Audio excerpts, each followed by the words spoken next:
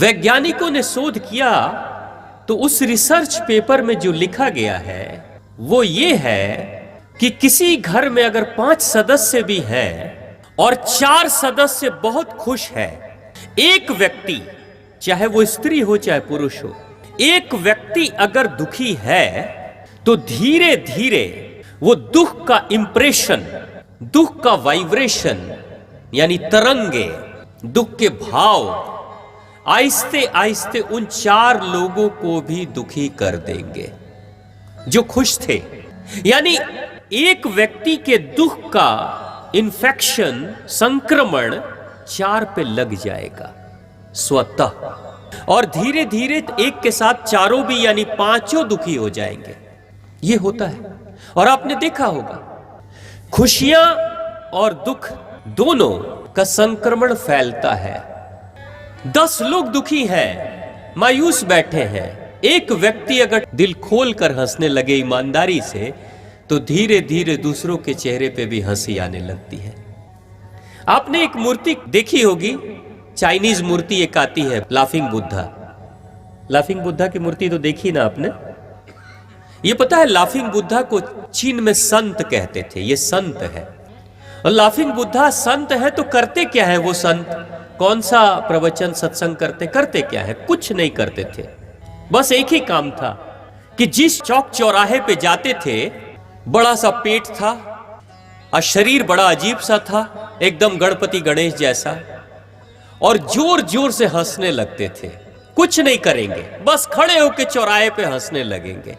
और जब हंसते थे तो उनका जो मध्य प्रदेश यानी तोंद था, पेट था, वो जोर जोर से हिलने लगता था।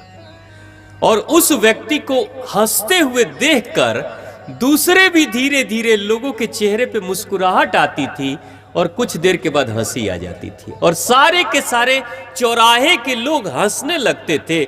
और बुद्धा, लाफिंग बुद्धा तब तक हंसते थे जब तक सब हंसने न लगे, और जैसे ही हंसना सबका शुरू हो जाता था लाफिंग बुद्धा वहां से निकलकर किसी दूसरे चौराहे पे चले जाते थे। जिंदगी भर यही काम किया, जिंदगी भर लोगों को हंसाया और कुछ नहीं किया।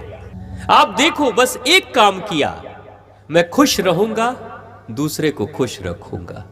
आज चीन में उसकी पूजा होती है, भारत के लोग अपने घरों में उसकी मूर्तियां सजा कर रखते हैं। आप में से भी बहुत लोगों ने खरीदी होगी वो मूर्ति लाफिंग बुद्धा की। लोग कहते हैं पेट सहलाओ। लोग आते थे, जब बुद्धा हंसता था तो पेट लोग सहलाते थे और तेजी से बुद्धा हंसते थे, खुश हो जाते थे। आपके घर में भी अगर आप चाहते हो ना कि आपका घर स्वर्ग हो तो झांक कर देखना कि मेरे घर का कोई सदस्य दुखी तो नहीं है ना, क्योंकि वो एक सदस्य अगर दुखी होगा ना तो धीरे धीरे सबको दुखी कर देगा। देखते रहना, क्योंकि आप ही का घर स्वर्ग भी बनेगा या आप ही का घर नरक भी बनेगा, मर्जी आपकी है।